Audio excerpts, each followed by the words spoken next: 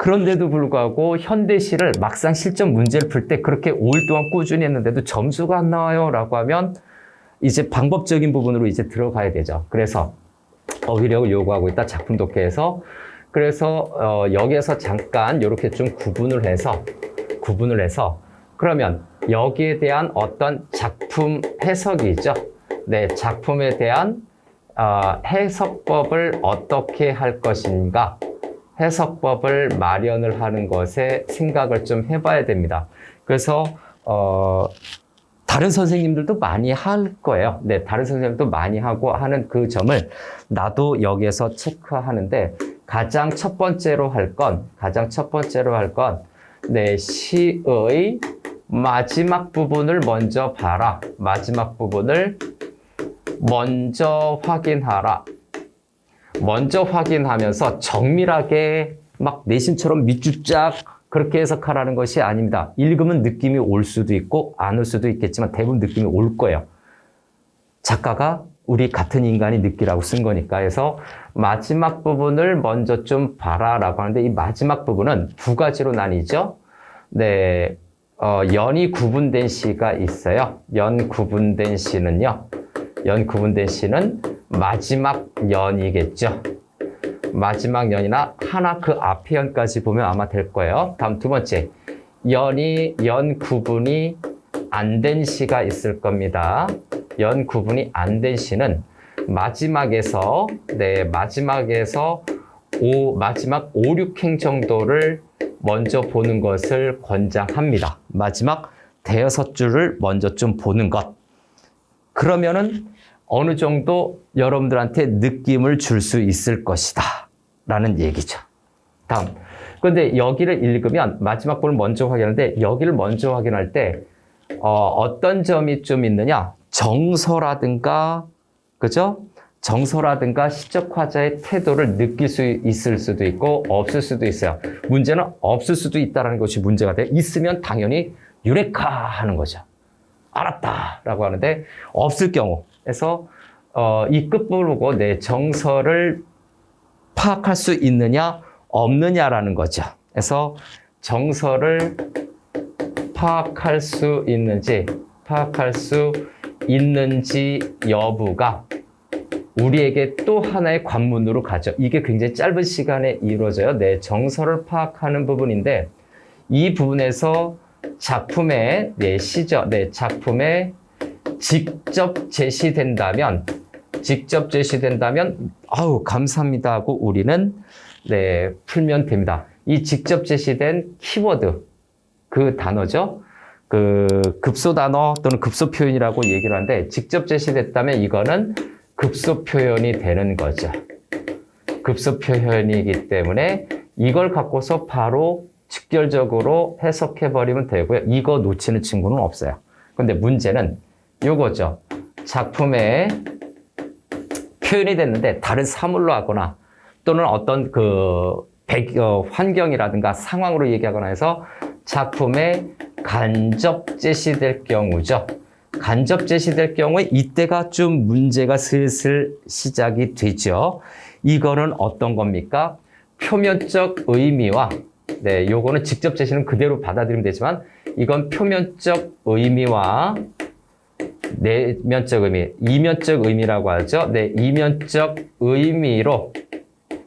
의미로 해석을 해줘야 될 겁니다. 문제는 이 이면적 의미는 작품에 안 쓰여 있는 표면적 의미는 간접적으로 다른 사물이라든가 상황이라든가 어떤 시간이라든가 배경으로 주셔야 되는데 이 이면적 의미를 파악하는 것은 읽는 이가 우리가 추론해야 한다라는 점이죠. 국어 영역에서 가장 추론을 요구하는 것은 시입니다. 그 다음에 독서 제재에서 인문 철학 제재죠. 인문 철학 역사 제재에서도 추론을 요구합니다. 또 논리 제재에서도 추론을 요구하게 됩니다. 추론은 뭡니까? 아는 것을 바탕으로 해서 미루어 짐작하는 거예요. 짐작 영역이 있다. 인간의 시각, 청각, 미각, 후각 이런 감각들이 있을 거예요. 이 감각 중에서 육감에 해당되는 공감각이 있죠. 공감각 영역에 해당되는 것이 추론입니다. 됐죠? 원관념과 보조관념을 파악하면 돼요. 이 추론은. 나중에 이제 문제풀이 방법적으로 올 때 추론을 한다. C에서 추론하면 원관념, 보조관념 빨리 찾아. 원관념화된 대상과 직접 C에서 표현된 보조관념이죠. 보조관념의 원관념 대상, 원관념화 될 수 있는 대상들을 빨리 골라라 얘기하죠. 올해 수능에서도 아마 원관념과 보조관념과 관련된 문제가 나올 것 같아요. 가장 대표적인 게 여러분들이 공부할 때 여기에도 관련이 되지만 표현법에서 감정이입, 객관적 상관물, 비유, 상징, 감정의 대비 이 5개가 원관념과 보조관념이 관련이 되는 개념이에요. 와. 자, 일단 그거는 나중에 해야 될 일이고 일단 기본 원칙이죠. 우리가 어떻게 해야 된다고? 추론해야 돼요. 짐작해야 되는 거예요. 이면적 의미. 그런데 하나가 더 있죠. 작품의 제시가 안 돼 있습니다. 아예 없어 표현이. 작품에 제시가 안 돼 있어요. 표현이 안 돼 있으면 이거 어떻게 해야 되지? 야, 이거 야단났다.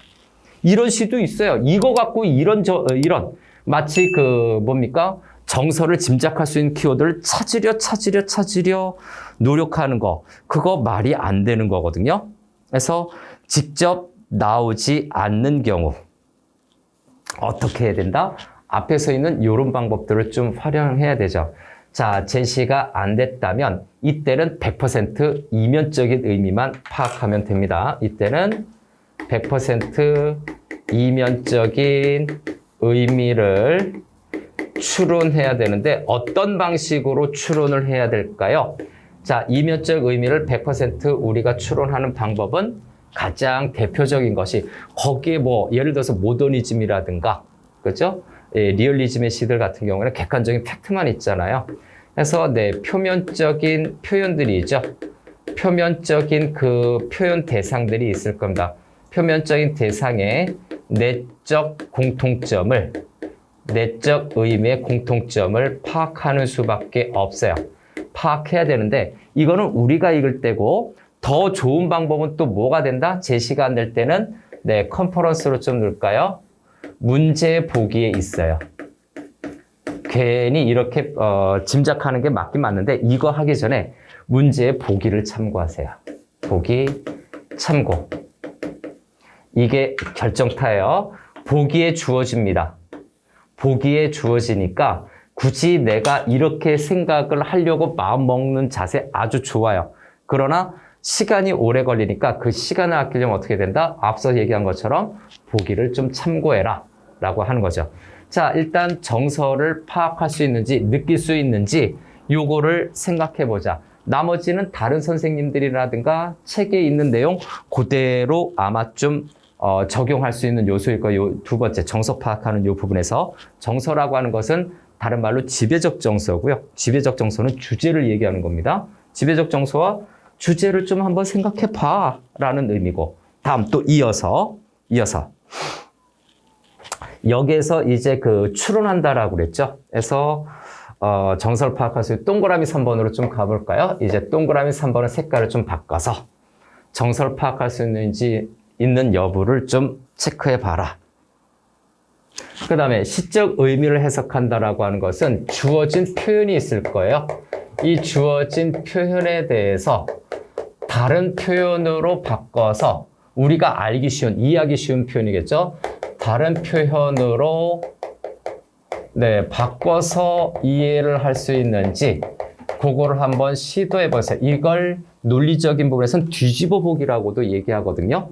다시 한번 다른 표현으로 바꿔서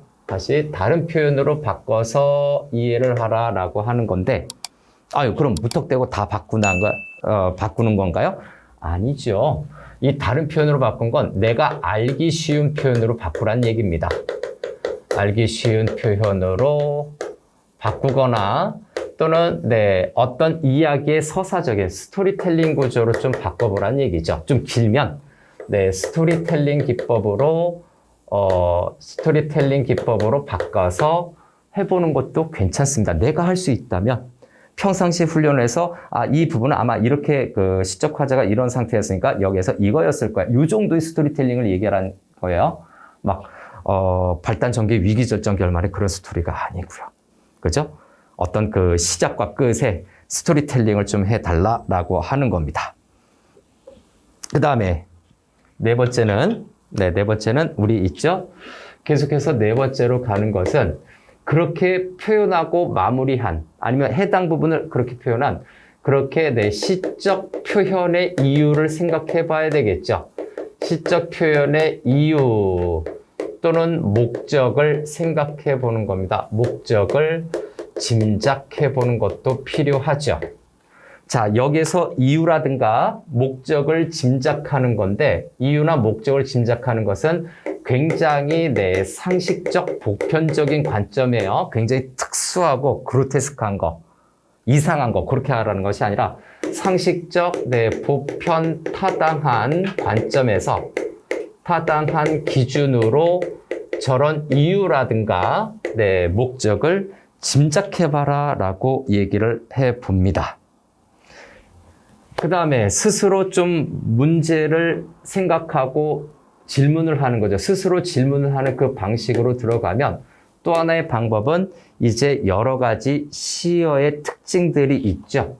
그래서 내 시어에 어떤 공통된 특성을 지닌 시어들이 있을 거예요. 공통 속성을 지닌 그 시어들을 연결을 하는 거죠. 연결을 해서 생각을 해봐라. 연결이 되는 건 뭡니까? 전개 방식도 되지만 뭐 수미상관, 열거, 반복 같은 말이지만 이런 것들이 시어에 대한 연결이 되겠죠. 또 내적 의미, 원관념이 같다든가 이런 식으로 서로 연결을 하는 거죠. 그 다음 여섯 번째, 시어의 연결도 있지만 여기입니다. 네, 시어에 대해서 이렇게 공통 속성을 연결하는 것도 있지만 여섯 번째는 이렇게 부분으로 자리 잡을까요? 시어 파트에서 또 시적인 의미를 파악해야 되겠죠. 시적 의미 부분은 그 시 내부에서 해결을 한다라고 생각해야 돼요. 시 내부에서 해결을 한다라고 하는 건 거기에서 짐작해야 돼. 시를 벗어나서 의미를 끌어다가, 나의 배경 지식을 끌어다가 해석하지 말고 시 내부에서 해석해 주세요. 제발 시 내부에서 해달라라는 거죠. 그래서 배경 지식으로 끌어와서 하지 말되, 만약에 어렵다면, 네, 어렵죠. 어렵다면 뭡니까? 긍정과 부정으로만이라도 나눠주세요. 긍정 동그라미, 부정 뭐 세모 이런 식으로 표시만이라도 좀 해놓는 정도로 해주세요. 깊게 디테일하게 의미를 내가 단어나 문장으로 쓰려고 하지 말고 긍정 부정의 성격만이라도 좀 파악하세요. 어렵다면 요 표현 자체가 뭐냐면, 지금 요 라인에서 얘기한 거면 성격만 짐작하라 라는 뜻이에요. 네, 성격만 짐작해. 굳이 디테일한 해석은 어디에 있다? 문제 선택지에 있어요. 문제 선택지에 있어요. 다시 성격만 짐작을 하고, 이 부분은 네, 문제의 선택지 1, 2, 3, 4, 5번이죠. 네, 선택지에 있다라고 생각을 하세요. 시어에 대한 의미를 물어보면 문제 선택지에 있으니까 시어에 관한 문제 꼭 한 문제씩 나옵니다. 거기를 참고하면 돼요. 그리고 문제에서 물어보지 않은 부분에 대한 시어의 의미를 굳이 해석할 필요는 없습니다. 성격만 짐작해서 이거는 긍정적인 거에 어떤 연결되는 시어구나, 요거는 부정적인 거에 연결되는 시어구나, 요것만 파악하고 짐작을 하자. 그 다음에 시를 읽다 보면 정말 말이 안 되는 표현이 있죠. 이상한 표현. 우리가 읽을 때 말이 안 되는 표현이 몇 가지가 있습니다. 뭐 상징적인 것도 있고 의인법도 있고 역설이 있는데 또 반어도 있고요. 네, 반어, 역설 등 여러 가지 등이 있죠. 이런 것들은 처음에 보자마자 반어법이다, 역설법이다 굳이 생각을 안 해도 돼요. 그냥 말 안 되는 거, 그리고 원관념과 보조관념 있는 거, 의인법 있는 거, 이거 다 말이 안 되는 표현이에요. 그래서 역설, 반어, 또 뭐가 있다? 네, 비유가 있죠. 비유와 상징, 또 의인법은 비유에 해당이 되는 겁니다. 이런 것들도 다 말이 안 되는 표현이에요. 요거 말이 안 되는 표현을 우리 그 국어 전문적인 용어로 사이비 진술이라고 얘기합니다.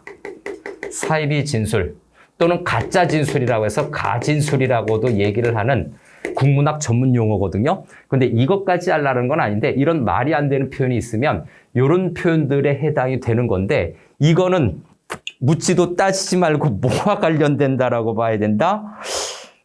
주제와 관련이 되는 겁니다. 이 부분은 주제에 해당하거나 관련되는 표현이다라고 편하게 생각하세요. 굳이 내가 억지로 해석하지 않아도 문제에서 물어봐 주니까 문제 표현된 대로 따라가서 판단하기 바랍니다.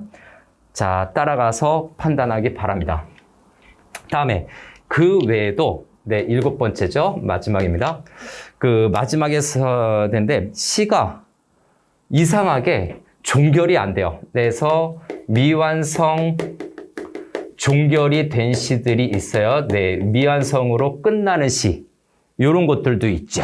그 다음에 어떤 그 배경만으로, 네, 배경만 제시되거나 또는 네, 소재만 제시하거나 뭐 등등의 여러 가지 미완성적인 시들이 있습니다. 미완성 종결의 시들이 있는데 여기에서는 굳이 우리가 해석할 수 없을 거예요.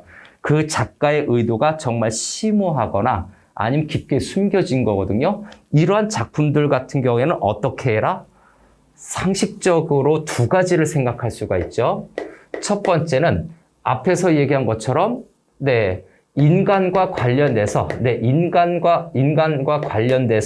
인간과 관련해서 상식적인 판단을 해보거나 상식적인 감정을 집어넣는 거죠. 굳이 특수하게 해석하지 말고 인간이라면 이렇게 했을 것이다 라고 하는 것을 체크하라는 내용이죠. 네, 인간이라면 이렇게 됐을 것이다. 이렇게 할 것이다 라고 하는 거죠. 또 하나는 어떤 시작과 끝, 그죠? 네, 시작과 끝 또는 네, 원인과 결과로 해석을 해주는 것도 괜찮습니다. 다시 한번 내 시작과 끝이라든가 또는 원인과 결과적인 내용으로 해석을 하는 것인데 이런 거는 아까 앞에서 얘기했던 스토리텔링 기법을 활용하는 거겠죠. 이런 식으로 한번 짐작해 보는 것도 괜찮습니다. 이 정도만 해도 좀 상당히 많은 언급을 좀 한 거에 해당이 되죠. 그래서 결국 핵심적인 건 뭐냐? 여기 전체적으로 얘기할 때 작품 해석의 핵심은 한마디로 얘기하자면 급수 구조를 좀 찾아봐라. 자, 급수 구조를 파악하는데 힘을 써야 되겠구나. 이렇게 생각하면 되겠습니다. 작품을 해석할 때 급수 구조이 어디인지를 좀 잘 찾고 거기에 대해서 이렇게 현명하게 대처하는 방법들을 생각해 보자라는 것이 일반적인 시의 접근법입니다.